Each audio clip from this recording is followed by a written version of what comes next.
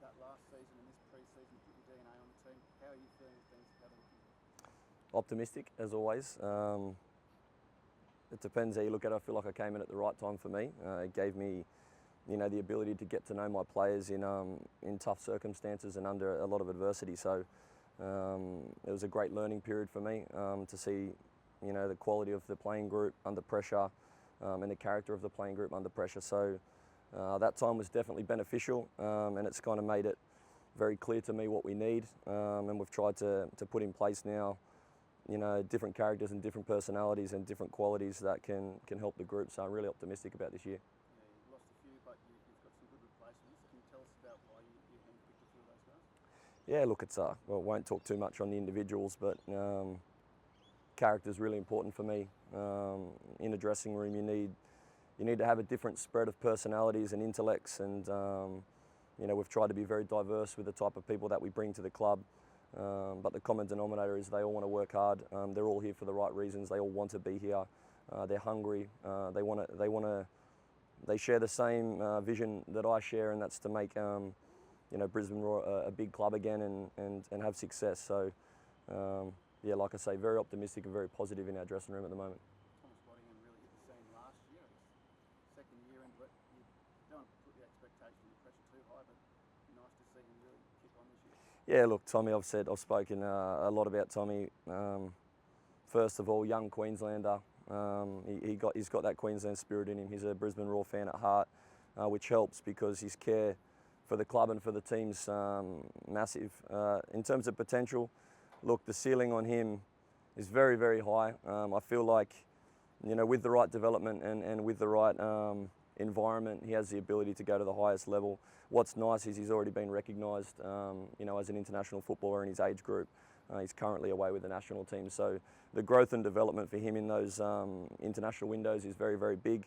And obviously he comes back here, and then we kind of do the opposite to what you just said. We put as much pressure and as much stress as we can on him and see how he copes, and try and keep him in the deep end where he's got bricks on his feet and he's struggling to stay afloat. So look, we want him to go to the highest level, and to do that he's got to work really hard, and he has to be able to handle himself in tough situations. He did that well last year, and I've got high hopes that he can do that again this year. Usually when guys sort of stand out like that, they get snapped up pretty quickly, but you've managed to hang on to him. How keen is he to stick around and really commit himself? Oh, it's funny. Like, I'm sure that he wants to go and play overseas, like all young aspiring Australian footballers. I had that dream, and I was able to go and do that in England. The key is, like we've seen many times, is to go at the right time and to the right club, because you can find yourself in some deep water over there, and you find yourself back here pretty quickly if you don't find the right move. So look, there's obviously the right move for Tommy, and then there's the right business deal for our club, and we've had plenty of offers and plenty of interest from some of the biggest leagues in the world, to be honest. But it's about the right price as well. We know what type of asset we have. We know what type of character we have. We know what type of person Tommy is, and we know where his ceiling is, and that's the nice thing for us. We're going to keep developing him, improving him as a person and a player, and I'm sure he'll get the move at the right time. Do you think the soccer is on his radar as early as this year? There's obviously a bit of flux at the moment in the national team. Yeah, for sure. Look, I was at a talent ID game for the under-20s down in Sydney towards the end of last year, and Graham Arnold was still the Socceroos head coach, and at that time, obviously Arnie's someone I've had a lot of dealings with, so my relationship's strong with Arnie, and he watched that game and came over to me and shared some views on Tommy about what a great player we've got on our hands and what a great kid, just the way he handles himself. So I've got no doubt that he's definitely on that trajectory, but I would say there's a few higher calibre players like your Adam Taggarts and the likes that are definitely in front of him, and they won't give up their jersey very easy. So hence the reason why we're hard on Tommy, hence the reason why we coach him and put him under a lot of pressure, because for him to make that next step, he's going to have to keep working really hard. Do you think it'll help him having, with Pop having coached in the A-League, having seen him, that's going to help him in that sense in the future? Yeah, look, Popper. So onto Popper first of all. Like, what a great role for him to take. He's earned his stripes in terms of, he's been successful and been a big presence in Australian football for a long time. I was lucky enough to share the dressing room with Popper at Sydney FC. He's a winner, and he's very hard-working. So I dare say he'll do his due diligence on all players, knowing him well, and he'll know what they're capable of, and he'll pick the right team for the right moments. And not just Tommy, but all of our young Brisbane talents will be on his radar for sure.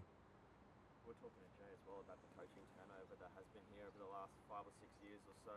Where's sort of your thinking? Have you sort of looking at a long-term vision for this club and really building stability over a long period?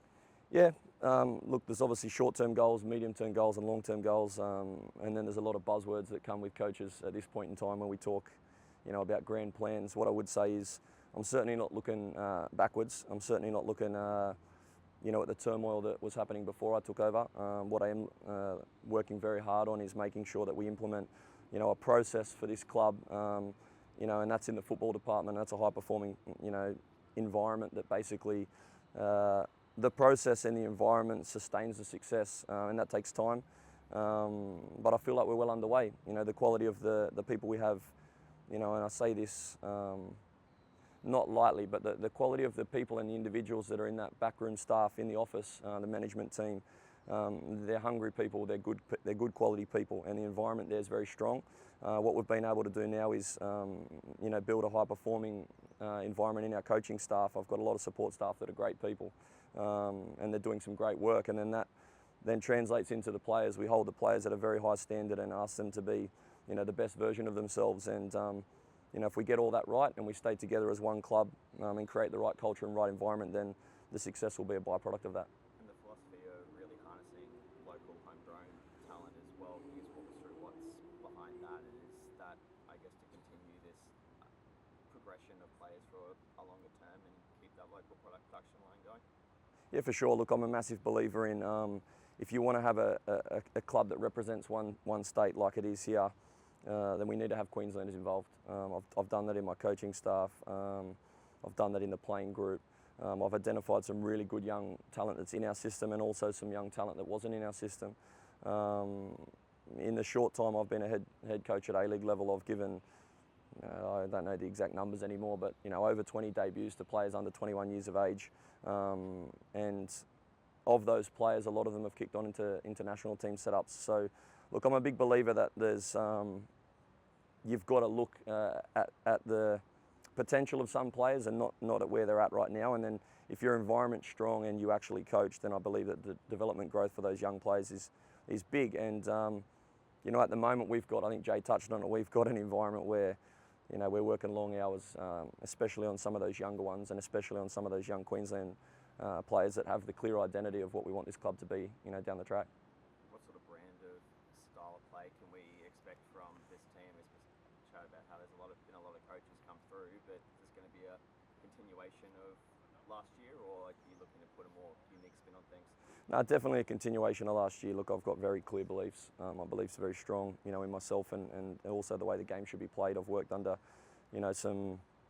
some world-class managers, guys like Ange Postecoglou and Graham Arnold and Pierre Litbarski, Paul Jewell, Premier League managers like Ian Holloway, and they're all contrasting managers with different visions, different styles, different philosophies. But being exposed to that, and then being able to take the best parts of what they do, and then also, applying my own experience and my own, lessons learnt. It's very clear how I want the game to be played, and I don't really have to talk too much, to be honest, on our playing style, because at the end of last year, even in some difficult circumstances, it was very clear. You hear a lot of coaches talk about being on the ball. It's clear we're on the ball, we're attacking, we're down their end, and the stats and the metrics of each game, for the most part, for the majority, were in our favour, which is certainly a positive sign of what's to come. Given that we've had now a pre-season to go and build and work really hard, I'm confident that my vision and my philosophy will come to life pretty quick. And the boys, together, and sort of new, what's the name, faces, who were here then, looking ahead to the season. Yeah, Marco, you've been around long enough to know that those trips are, about what happens off the field as much as what happens on the field. And what I can say is, on the field they're working really hard, and that trip was great because we had some interesting circumstances, let's say in India, some tough conditions, and it was certainly a different style of football that we kind of were confronted with there. That was a great learning opportunity for our group. But the way they held together and the way they stick together and the things the bonds and the connections that are happening off the field, they're the same bonds and connections that I believe, make a team on the grass. So I'm very proud of the way my team's connecting, very proud of the way my staff are working, and it all shapes up for a very positive season for us. You're talking about young players, got one of them standing behind you. What are your expectations for Lucas this year? That 17-year-old giant over there, yeah, he's Lucas is exactly what I'm speaking about. He's a kid that, and he's a young man actually. He's a young man that is respectful, very hardworking, very intellectual, wants to play football the right way. He's an on-the-ball player. His ceiling's massive, and to shoot straight from the hip, which I like to do, he's the best defender in Australian football right now. For me, he's got the highest ceiling of anyone.